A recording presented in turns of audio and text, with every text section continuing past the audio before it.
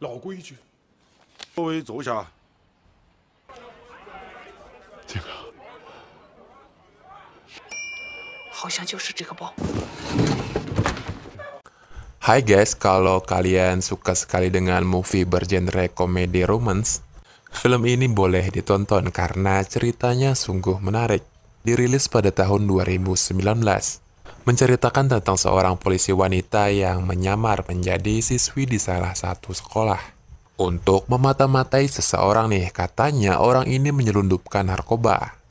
Namun kenyataannya bukanlah narkoba, tapi sesuatu yang lain. Nah, bagaimana kelanjutannya? Pasang dulu handsetnya dan ini dia ceritanya.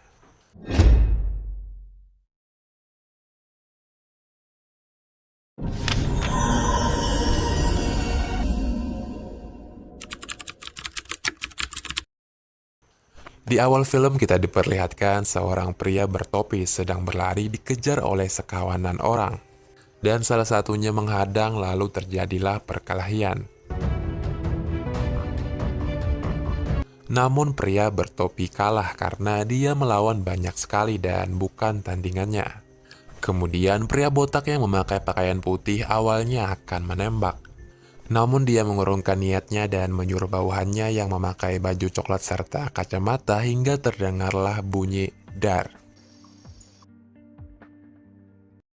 Setelahnya kita dialihkan di sebuah sekolahan, terlihat ada dua orang sedang berjalan. Kemudian ia mengeluarkan jurus legenda dari Konoha yang pernah digunakan Hatake Kakashi, yaitu menusuk lubang pantat menggunakan kedua tangannya. Dia bernama Fang Jian dan ditemani temannya yang bernama Quan, yang selalu setia menemaninya kemanapun, ya best friend lah. Kemudian di tempat lain ada seorang perempuan yang diketahui adalah seorang polisi bernama Xiao Jing. Dan dia sedang mengobrol dengan atasannya nih. Dia mendapat tugas untuk menangkap seorang bandar narkoba di sebuah sekolahan guys. Awalnya sih dia menolak. Namun karena sekolah polisinya susah lulus, jadinya dia mau tak mau akan menjalankan misinya.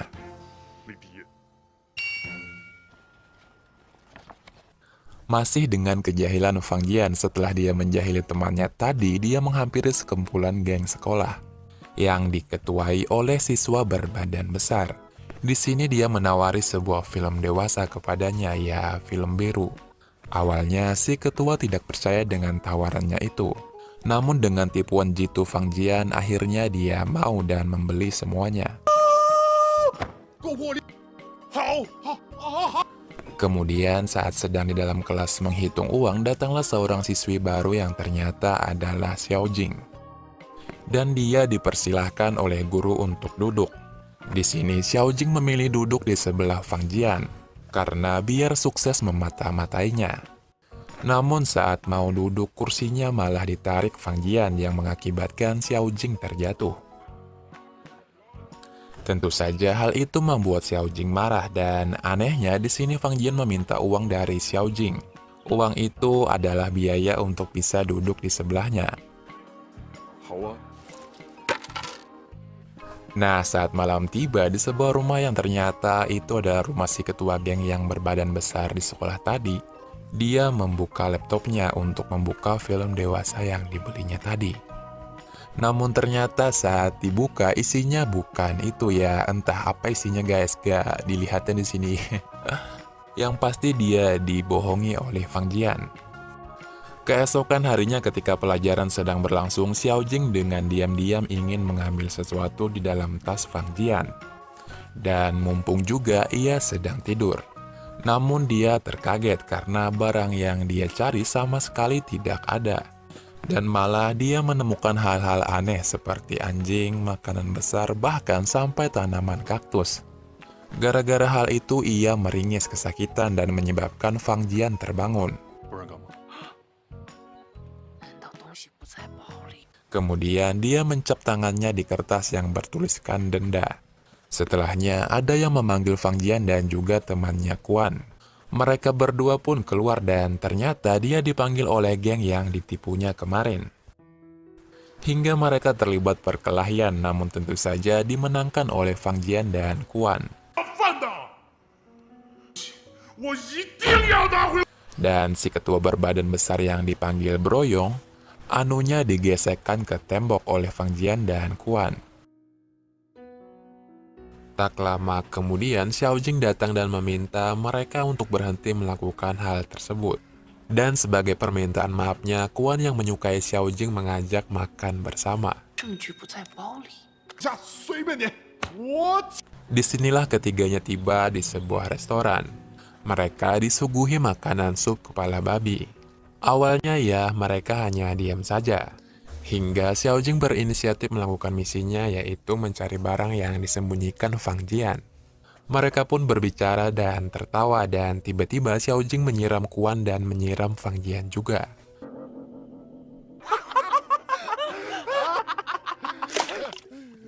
Inilah saat yang tepat dia akan meminta Fang Jian membuka bajunya agar dia bisa memeriksa barang yang dia cari. Namun saat dia memulai aksinya, Kuan datang dan alhasil misinya menjadi gagal. 当时我的大鸡呀！ Setelahnya, saat mereka keluar restoran, mereka dihadang oleh Bruyung dengan membawa skuadnya. Mereka berpenampilan aneh dengan rambut warna-warninya dan juga make up yang cukup menyeramkan. Namun Xiao Jing mengalahkan semuanya dengan tangan kosong, sedangkan Fang Jian dan Kuan tentu saja melakukan hal seperti biasanya, yaitu menganu-anunya, namun kali ini bukan ke tembok, melainkan ke sebuah pohon yang ada di sana.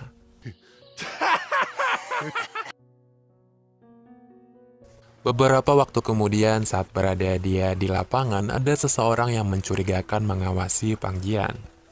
Dan dia menelepon seseorang yang ternyata adalah si ketua botak. Lelaki mencurigakan ini menanyakan apakah seseorang yang bernama Mandy ada di sana. Dan dijawab bahwa dia sudah tiba di sekolah. Kemudian seorang perempuan cantik datang menuju UKS dan ternyata dia adalah dokter baru di sekolah itu. Dia ini banyak mendapat perhatian apalagi di kalangan siswa lelaki.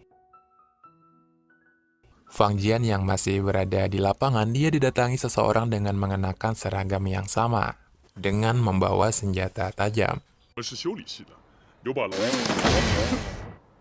Mereka berkelahi dan mendapat sedikit luka hingga perlu ke UKS. Awalnya di UKS dia bersama dengan Kuan, namun entah kenapa hanya dia yang disuruh masuk sedangkan Kuan malah disuruh keluar. 你的 Saat Fang Jian baru saja akan membuka bajunya untuk diperiksa, dia dipanggil oleh seseorang. Dan lalu dia berlari keluar.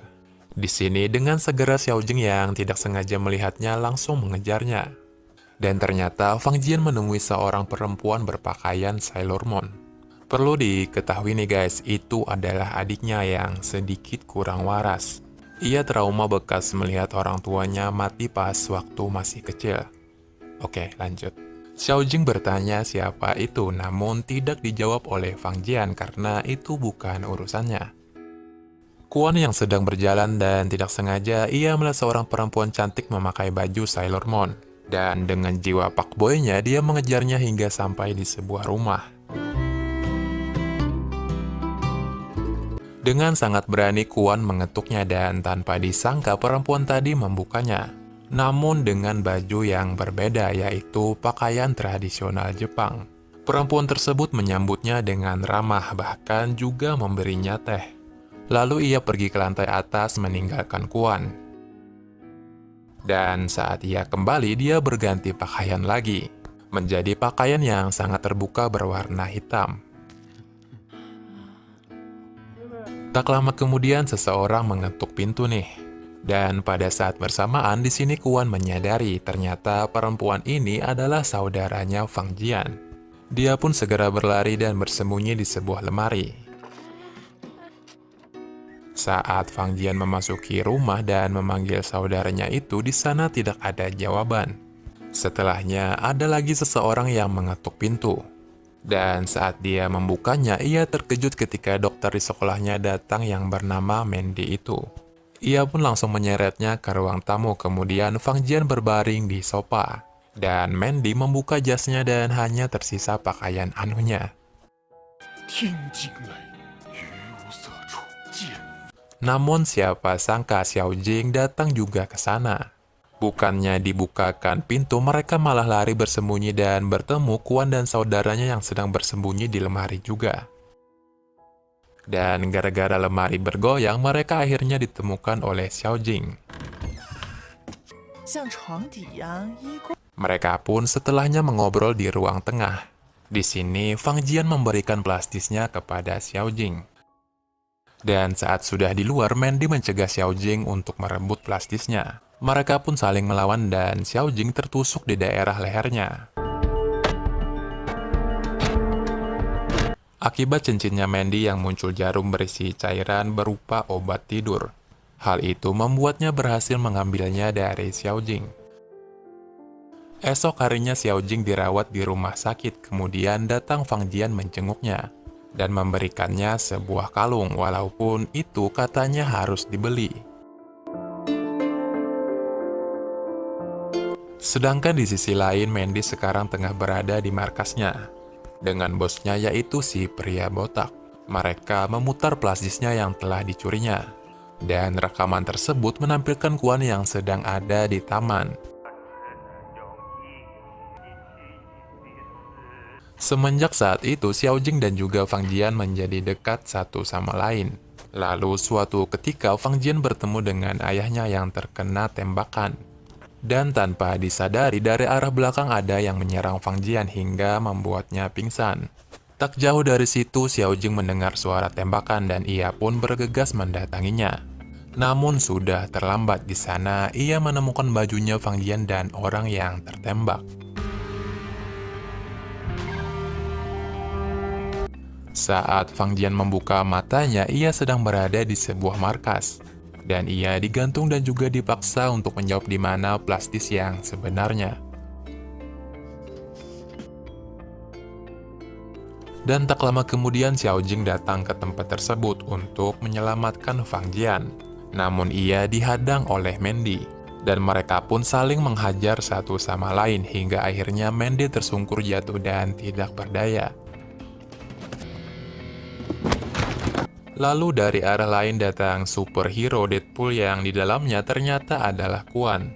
Ia pun berhasil memotong tali yang mengikat Fang Jian dengan sebuah pedangnya.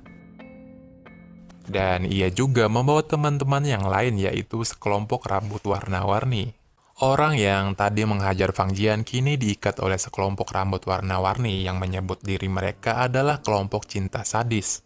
Dan juga diberi balasan dengan joget yang akhirnya membuatnya mual. Dari arah lain datang si pria botak itu dengan membawa sebuah pistol. Dan mengarahkannya pada Fang Jian agar memberikan barang yang ia cari. Dan ternyata barang itu adalah sebuah memori yang selama ini disimpan oleh Fang Jian, yang dipungutnya tidak sengaja waktu tabrakan dengan seseorang saat di jalan.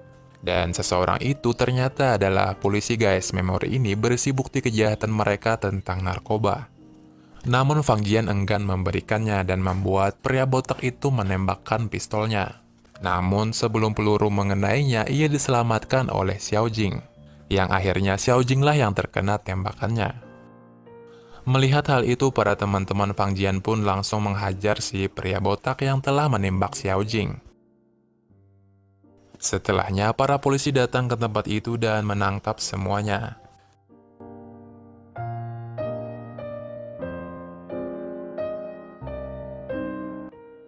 Tiga bulan berlalu setelah kejadian di sini, Fang Jian selalu memikirkan Xiao Jing.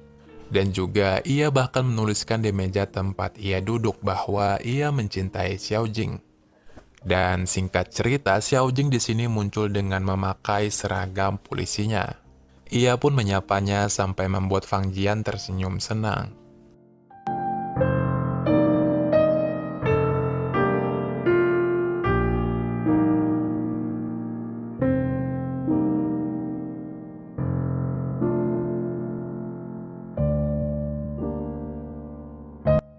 Cinta bisa muncul dari mana saja, bahkan orang yang awalnya saling tidak suka pun bisa saling cinta karena hal yang tidak terduga.